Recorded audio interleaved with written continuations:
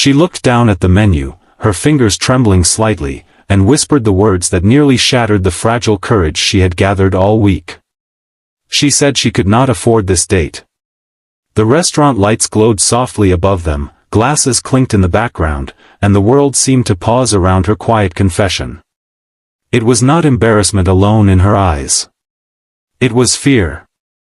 The fear of being judged. The fear of being less. The fear of not being enough.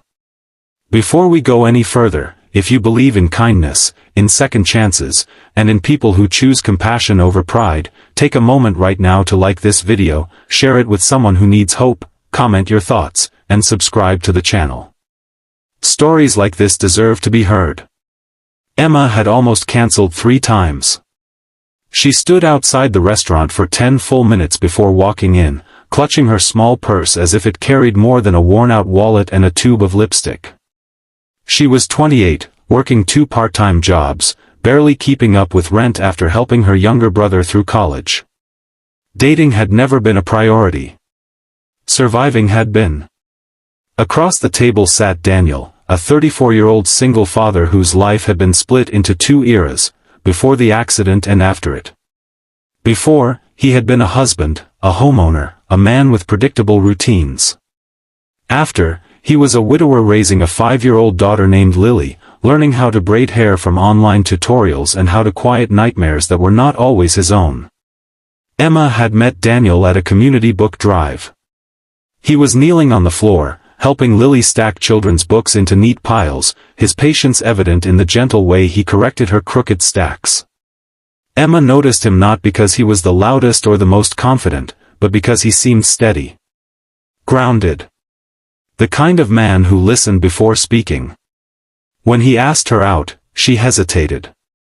She had never dated a single father before. She worried about complications, about not being enough for someone who had already built and lost a life. But there was something sincere in his eyes that made her say yes. Now, sitting in a restaurant far nicer than any place she had been in years, she realized she had made a mistake. She had assumed it would be coffee or a casual diner. Instead, white tablecloths stretched across polished tables, and the menu prices felt like accusations. She had done the math before coming. After rent, electricity, groceries, and sending money to her brother, she had less than $40 to last the week. Pride had kept her from mentioning it earlier. Pride, and the desire to feel normal for once. When she finally whispered that she could not afford this date, she expected disappointment. Maybe irritation. Maybe that subtle shift in expression that says you are not what I thought you were. Daniel did not react the way she feared. He did not laugh. He did not insist she was overthinking. He did not wave it off as if money were trivial. Instead, he looked at her the way he looked at Lily when she admitted she had broken something important, without anger, without judgment, just careful attention.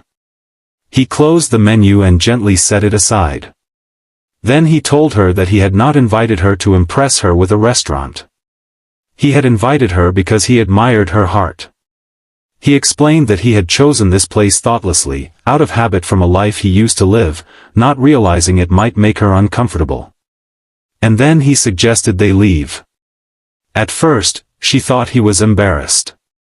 But he stood, smiled warmly, and said there was a food truck down the street that served the best grilled cheese sandwiches in the city.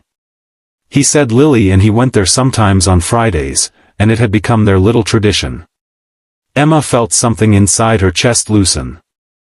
They walked out together, leaving behind crystal glasses and soft music. The night air was cool, carrying the scent of rain. The food truck was brightly lit, with a small line of customers laughing and waiting for their orders. Daniel ordered 2 sandwiches and a shared basket of fries. He paid without ceremony, without pride, without making her feel indebted. They sat on a wooden bench under a flickering street lamp. There were no white tablecloths. No polished floors. Just warm bread, melted cheese, and conversation that felt real. Emma told him about her father losing his job when she was 16, about watching her mother cry quietly at the kitchen table over unpaid bills. She spoke of how she had learned early that money was fragile and security was temporary. She admitted that she hated feeling like a burden to anyone. Daniel listened. Truly listened. Then he told her about the hospital room where he had said goodbye to his wife. He described holding Lily in his arms while trying to understand how to be both parents at once. He confessed that for a long time, he had felt guilty for even thinking about dating again. He said loneliness was a heavy thing, but pretending it did not exist was heavier. Their grilled cheese sandwiches grew cold as they talked. That night did not end with a dramatic kiss or grand declarations. It ended with a hug that lasted a little longer than expected and a promise to see each other again. Over the next few weeks, their dates were simple. Walks in the park. Coffee on a bench. A trip to the local library with Lily, where Emma watched Daniel patiently help his daughter sound out difficult words. Emma began to see the quiet strength in him, not loud heroism, but daily devotion. But Emma's struggles did not disappear. One evening, after a particularly exhausting double shift, she found an eviction notice taped to her apartment door. A clerical error at one of her jobs had delayed her paycheck, and she was short by $200. $200 might as well have been $2,000. She sat on the edge of her bed, staring at the paper, feeling that familiar panic rise in her throat. She thought about calling Daniel. Then she stopped herself. She did not want to become another responsibility in his already full life. The next day, she canceled their plans, claiming she felt sick. Daniel sensed something was wrong but did not push. 3 days later, he showed up at her workplace with Lily, who ran into Emma's arms with the innocent enthusiasm only children possess. Daniel's eyes searched Emma's face, and he gently asked her to take a short break. They stood outside in the cool evening air, and Emma finally broke.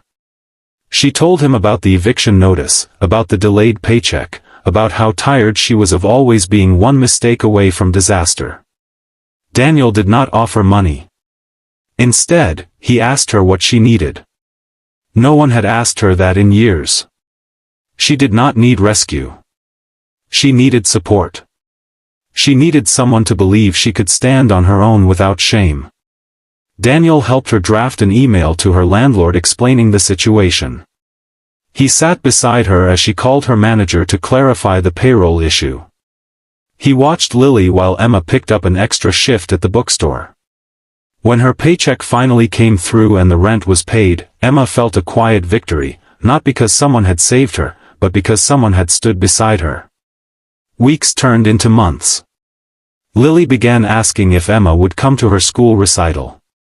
Emma began keeping a spare toothbrush at Daniel's house. Yet challenges still lingered. Some nights Daniel would withdraw into silence, memories of his wife casting long shadows. Emma sometimes wondered if she was living in someone else's unfinished story. One evening, after Lily had fallen asleep, Daniel admitted he feared loving again because love had once left him broken. Emma confessed she feared loving someone with a past because she did not know how to compete with memories. They did not try to erase the past. They chose to honor it. Daniel showed Emma old photo albums, not to compare, but to include her in the truth of his life. Emma shared childhood pictures of her cramped apartment and her family's resilience. Their relationship was not built on wealth or grand gestures. It was built on small acts of showing up. A year after their first date, Daniel took Emma back to the same restaurant where she had once whispered that she could not afford it. This time, he did not make it a surprise. He told her in advance, and she smiled knowingly. When they sat at the table, she felt different. Not richer in money, but richer in confidence. She had secured a full-time position at the bookstore. She had started saving. She no longer saw herself as someone constantly on the brink of falling. Before ordering, Daniel reached into his pocket and placed something on the table. It was not a ring. It was a small drawing Lily had made. 3 stick figures holding hands under a bright yellow sun. Daniel explained that Lily had drawn it after asking if Emma would always be part of their Fridays. He said he did not want to rush anything, but he wanted Emma to know she was already part of their world. Tears blurred her vision. She realized then that the night she had whispered about not affording the date had not been a moment of weakness. It had been a test of character. And Daniel had passed in the simplest, most powerful way, by choosing understanding over ego. If this story is touching your heart, take a moment to like this video, share it with someone who needs to believe in love again, and comment below where you're watching from. Your support keeps stories like this alive. And before we reach the end, I have a special request. Comment the word kindness if you believe that the smallest acts of compassion can change someone's entire life. Years later, Emma would look back on that first date not with embarrassment, but with gratitude. She would remember the flickering street lamp, the melted cheese, and the way a man chose humility over pride. She would remember that love does not always arrive with fireworks. Sometimes it arrives with a paper napkin, a shared bench, and a question, "What do you need?" Daniel eventually did give her a ring. Not in a grand ballroom or under a spotlight, but in their kitchen, while Lily spun in circles nearby. It was simple, just like their beginning. Emma never forgot the feeling of being seen in her most vulnerable moment and not being judged. And Daniel never forgot that strength sometimes looks like admitting you cannot afford something, and discovering that the right person will never measure your worth by the price of dinner.